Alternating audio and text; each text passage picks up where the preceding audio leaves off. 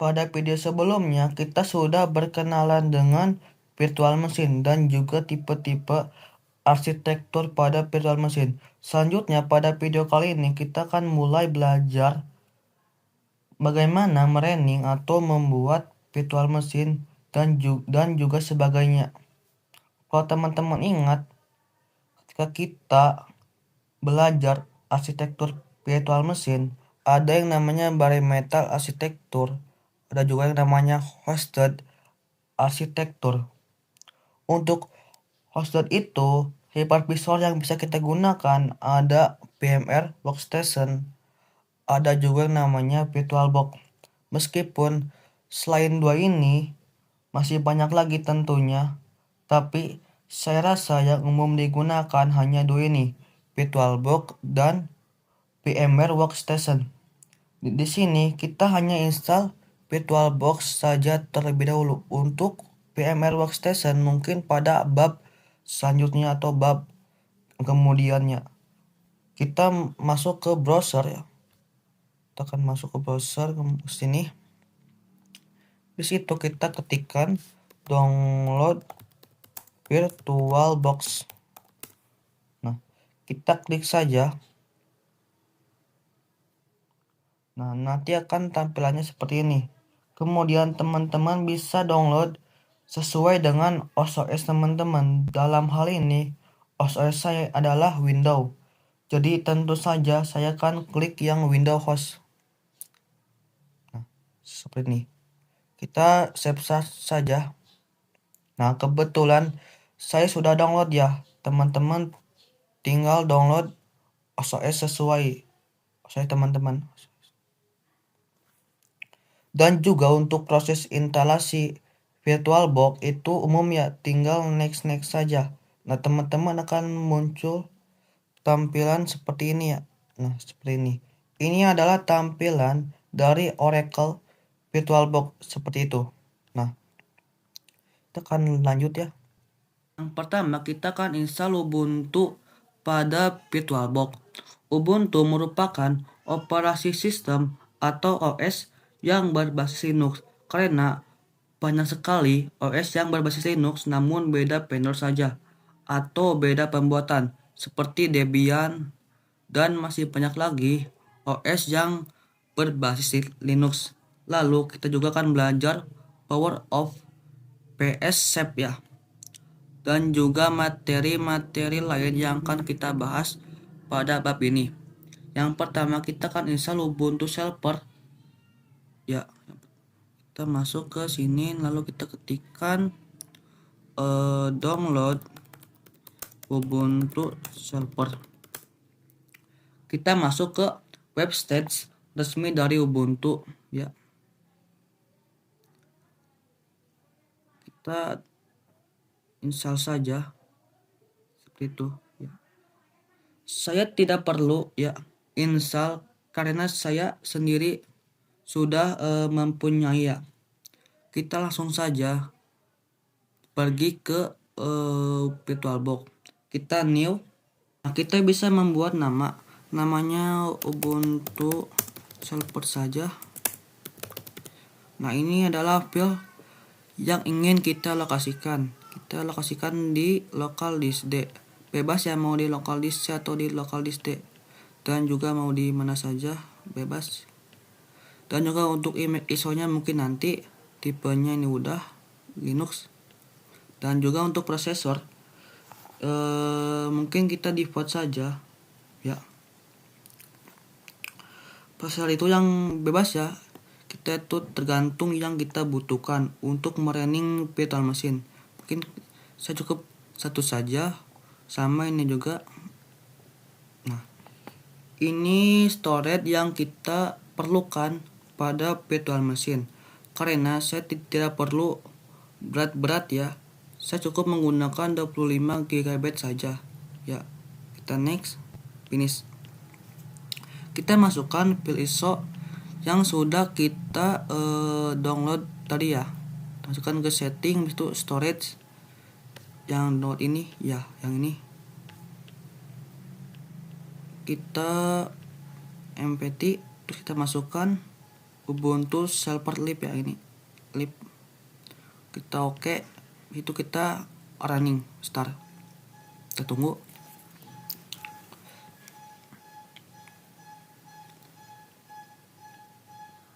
Kita tunggu sampai ada tampilan ya. Nah, seperti ini. Kita next saja, menekan enter. Nah, seperti itu. Ditunggu saja ya sampai prosesnya selesai. Kita skip saja agar cepat. Kita pilih Inggris ya. Kita dengan menekan continue, dengan menekan enter. Habis itu kita pada saat dulu ya. Nah, kita continue without updating, enter, lalu done, enter lagi, enter lagi, kita enter lagi. Nah, proxy address-nya kita skip saja, emailnya juga skip, kita continue bawah, lalu kita ke bawah ya, ke bawah, ke bawah, ke bawah. Ini itu menggunakan row ya pada keyboard kita untuk ke bawah, ke atas ya, tidak bisa menggunakan mouse ya. Kita ke bawah, ke bawah, ke bawah, lalu down, down lagi, ke bawah, down. Kita masukkan name kita ya, namanya Nurhuda, dan nama server kita sama Nurhuda sajalah. Ini adalah username kita untuk login ya, username-nya Nurhuda juga sama, passwordnya 123 agar mudah diingat. 123, enter. Situ kita continue, kita install SSH-nya dengan melakukan spasi seperti itu, spasi seperti itu. Kita ke bawah, down, kita ke bawah lagi, kita down. Nah, ini merupakan bagian yang lumayan lama. Ini kita tinggal bisa ya, kita tinggal sambil ngopi, kita tinggal sambil makan juga bisa. Ini memakan waktu sekitar 30 menit ya. Kalau lama gak usah khawatir karena ini prosesnya lama banget. Di sini kita skip saja agar cepat ya. Nah, ini enter saja. Ini enter saja. Di sini kita diminta username kita. Username kita tuh Huda. Kemudian password 123, enter. Habis itu, nah, jadi kita sudah berhasil. Seperti inilah gambaran dari Ubuntu server itu. Nah, tadi kita sudah menginstal yang namanya Ubuntu server pada VirtualBox, yang artinya kita sudah memiliki satu virtual machine ya. Kita akan lanjut ke power.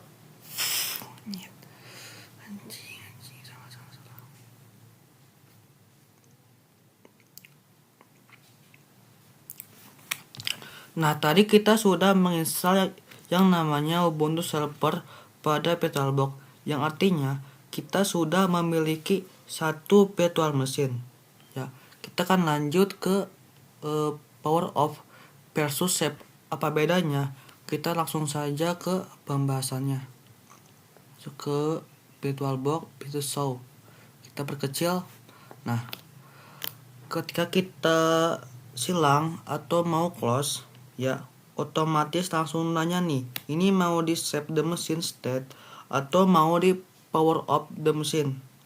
Apa bedanya? Kalau power off the machine itu kita otomatis meng-shutdown ya, meng-shutdown server yang kita punya. Misalnya nih kita oke ya, kita oke,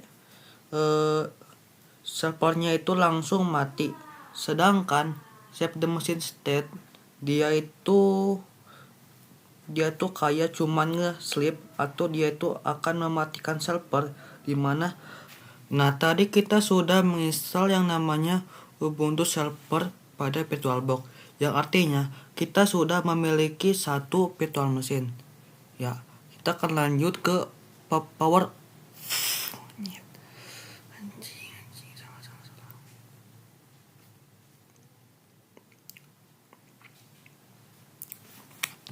Nah, tadi kita sudah menginstal yang namanya Ubuntu Server pada VirtualBox, yang artinya kita sudah memiliki satu virtual machine. Ya, kita akan lanjut ke power off versus shape. Apa bedanya? Kita langsung saja ke pembahasannya. Ke VirtualBox itu show. Kita perkecil. Nah, ketika kita silang atau mau close, ya otomatis langsung nanya nih, ini mau di save the machine state atau mau di power off the machine. Apa bedanya? Kalau power off the machine itu kita otomatis meng-shutdown, ya, meng-shutdown server yang kita punya. Misalnya nih kita oke, ya, kita oke, servernya itu langsung mati. Sedangkan save the machine state dia tuh kayak cuman nge-sleep, atau dia itu akan mematikan server atau merunning akan ada dalam tampilan yang sama. Saya akan contohkan dulu yang save the machine state. Ya, ini adalah tampilan pertamanya. Kita coba ls, kita coba langsung matikan saja, menekan ini save the machine state. Kita oke, kita tunggu ya. Nah, kita coba start ya.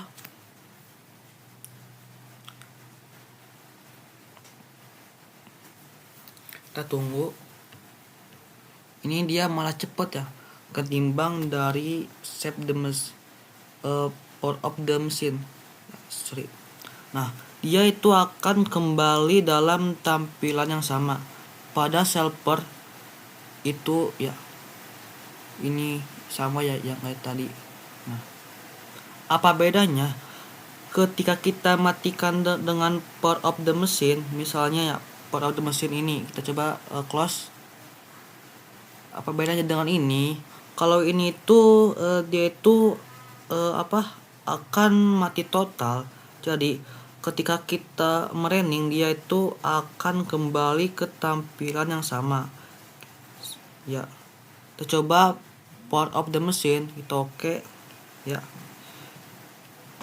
Kita coba start. Nah, dia tuh bakal ngebooting kembali. Jadi dia tuh akan ngeulang sistemnya. Kita tunggu saja.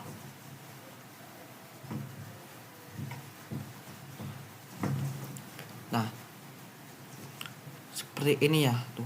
Dia tuh bakal ngulang.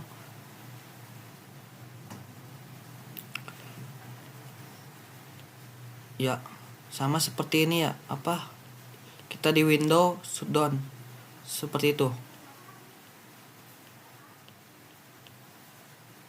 Jadi seperti itu saja mungkin pembahasan tentang power of the versus shape. Ya, kita akan lanjut ke clone virtual machine. Ya. Nah, apa sih clone virtual machine itu? Clone virtual machine merupakan metode atau cara yang digunakan untuk menduplikasi atau membuat ulang server yang sudah kita miliki. Jadi ketika kita memiliki satu server yang sudah kita miliki dan ketika kita mau membuat lagi, biar kita ada 2 atau 3 atau 4 server atau virtual machine, ini kita gak perlu install ulang atau nunggu lama-lama lagi, karena proses instalasi virtual machine itu memakan waktu cukup banyak ya. Tapi kita cukup duplikasi saja satu server menjadi diduplikasi diulang menjadi 2 server ya. Jadi nanti server baru itu sama isinya bakal sama ya, kayak server yang sudah kita buat sebelumnya. Jadi virtual machine ini bakal sama dengan virtual machine yang lama. Oke, langsung saja kita praktek. Kita pergi ke VirtualBox. Ini belum kita close ya. Kita matiin dulu dengan power of the machine ya. Nah, kita arahkan kursor kita ke VM yang mau di-clone ya. Kayak gini ya. Lalu kita klik kanan dan tekan atau pilih clone ya, atau shortcutnya itu Ctrl O. Oke, seperti itu ya. Ya, awalnya akan seperti ini ya. Kita masukkan namanya udah seperti ini saja. Dan ini adalah penempatan file yang ingin kita gunakan. Kita coba di local disk D ya.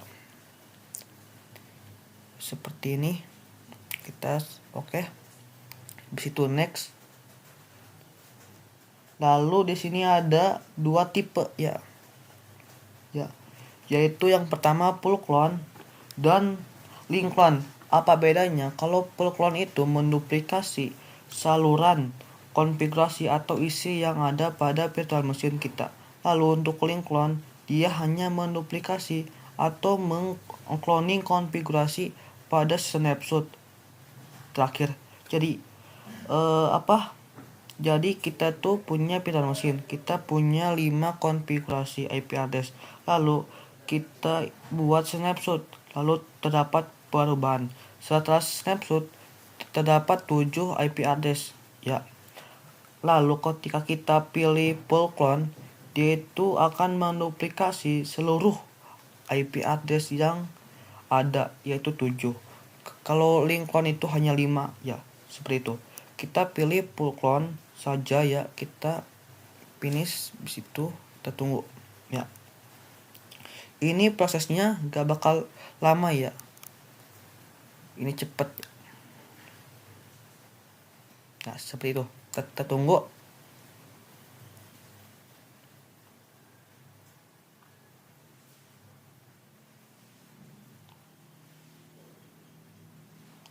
Ini cloning ya, ada tambahan nama ya, yaitu Ubuntu Server Clone. Apakah hostname-nya bakal sama dan juga passwordnya bakal sama ya, seperti Ubuntu pada awalannya. Apakah bakal sama atau tidak, kita tunggu saja. Nah kita tunggu.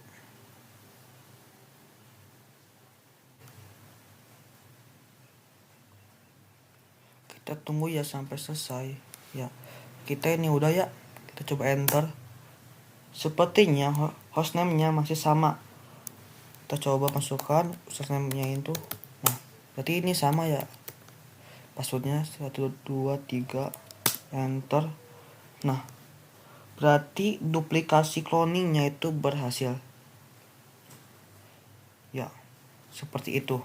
Jadi Ubuntu server ini sama Ubuntu server clone ini itu sama ya, seperti itu. Kita akan lanjut ke pembahasan yang selanjutnya, yaitu tentang snapshot ya. Apa sih snapshot itu? Snapshot itu bahasa gampangnya adalah penandaan atau pembuatan pada status kita yang sekarang. Jadi, jika teman-teman memiliki server, teman-teman bisa membuat atau menandai status server teman-teman yang sekarang. Di sini terdapat satu server dan status server yang sekarang. Ini terdapat 3 konfigurasi IP address. Maka server ini melakukan snapshot dan ketika setelahnya snapshot terdapat perubahan atau konfigurasi tambahan seperti ini. Contohnya, terdapat satu konfigurasi IP address tambahan yaitu 10.10.10.1.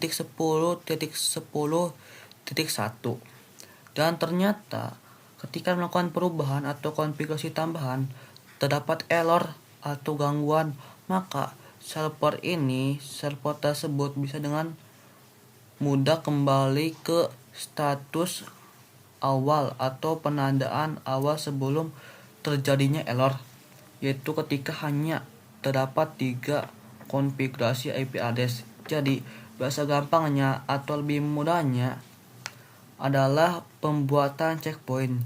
Jadi ketika teman-teman mau checkpoint di status yang sekarang dan setelahnya melakukan checkpoint, melakukan perubahan dan terdapat error, maka teman-teman bisa kembali ke checkpoint sebelumnya. langsung saja kita praktekkan ya. Kita pergi ke VirtualBox, habis itu show. Nah, kita masukkan username kita, Nur Huda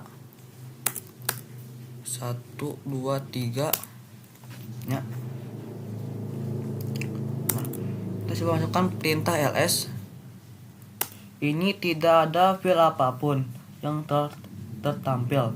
Jadi misalkan saya coba power up ya, dan coba saya snapshot, jadi konfigurasi awal atau default pada servernya, jadi gak ada file apapun, konfigurasi file apapun, dan kita akan coba snapshot dengan menekan button ya, button di yang ini ya, yang ini kita snapshot, situ kita tag ya. Nah, ini kita tulis dengan nama default server seperti ini.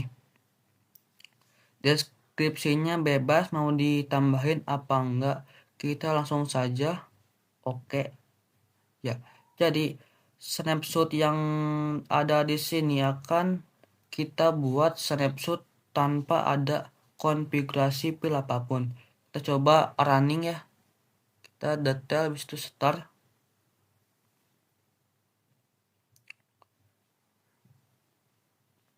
Kita tunggu ya sampai ya seperti ini ya.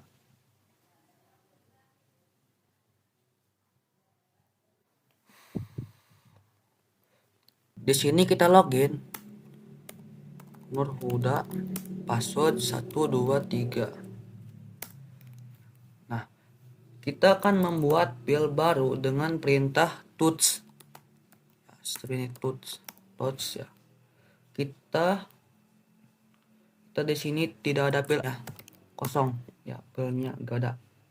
Di sini kita akan buat file baru dengan perintah touch ya, yang tadi. Terus a.txt itu kita enter ya. Kita buat 3 ya, touch b.txt,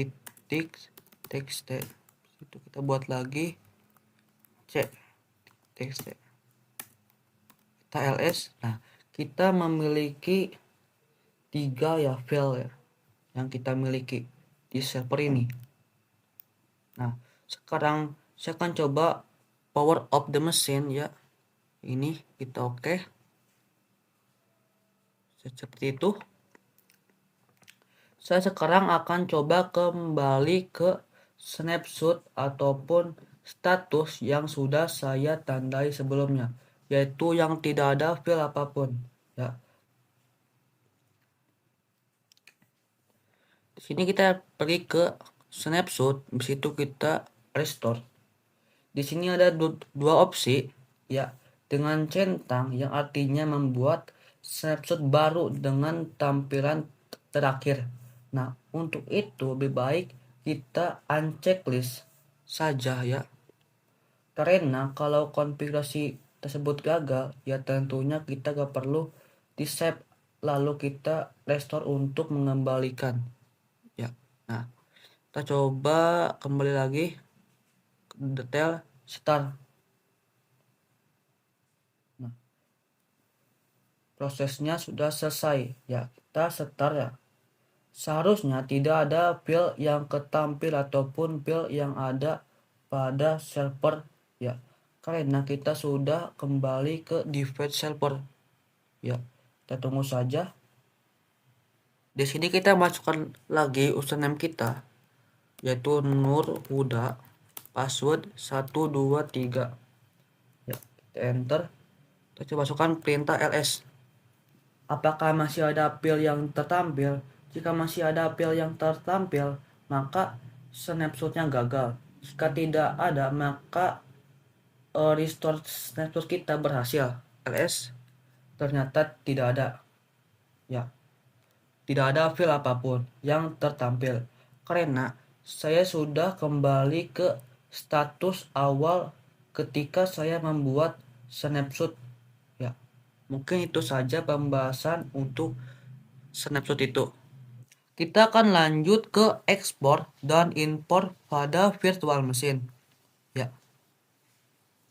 Dan apa fungsinya? Jadi seperti ini ya analoginya. Jadi pada virtual machine atau virtualbox atau software hypervisor lainnya itu bisa kita melakukan ekspor dan impor file VM kita. Contohnya seperti ini ya. Ada virtual box, saya terdapat satu server ya. Nah, server ini kita bisa melakukan ekspor sehingga nantinya file tersebut akan menjadi file standar yang dimana itu nanti bisa diimpor atau diletakkan di virtualbox ataupun software hypervisor ataupun virtual machine lainnya. Ketika saya ekspor, nanti file tersebut bisa diimpor ke laptop kita atau ke laptop lainnya. Ataupun misalnya saya mengekspornya melalui VirtualBox. Lalu saya impor ke software hypervisor lainnya seperti VMware Web Station. Itu bisa saya impor. Di sana jadi saya bisa melakukan ekspor file pada aplikasi. Ya, kita coba saja ya di sini. Sebenarnya saya sudah melakukan cloning pada Ubuntu Server dan saya ingin mencoba untuk mengekspor ya, mengekspor file Ubuntu Server dengan klik kanan. Lalu terdapat menu export to OC. Ini tekan saja. Di sini ada penempatan file Ubuntu kita atau virtual machine kita yang akan diletakkan. Kita letakkan di local disk D ya. Lalu Nurhuda kedua. Kita save seperti itu. Kita next saja. Finish. Ya. Dan ini melakukan proses ekspor dan ini memakan waktu lumayan lama. Dan juga ya kita tunggu saja ya. Kini kita sudah selesai dalam proses ekspor virtual mesinnya. Artinya file tersebut akan menjadi file standar virtualization. Di mana file tersebut terletak ya ada di dokumen di sini ya, di local disk D. Situ Nurhuda ya ini ya.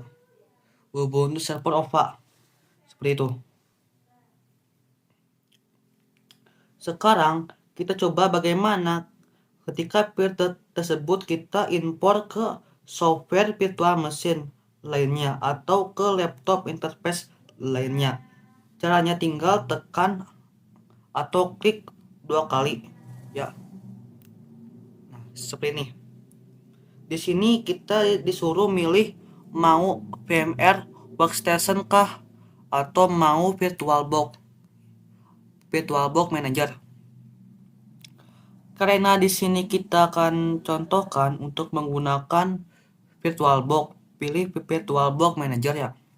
Cuman pada awalannya, pada dasarnya VirtualBox-nya nggak muncul. Jadi yang muncul itu hanya app lain ya.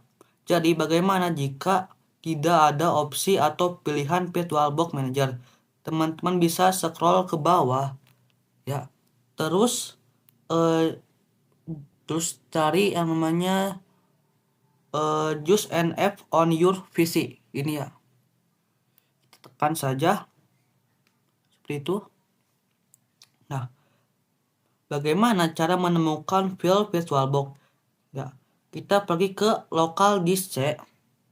Ya, local disk C.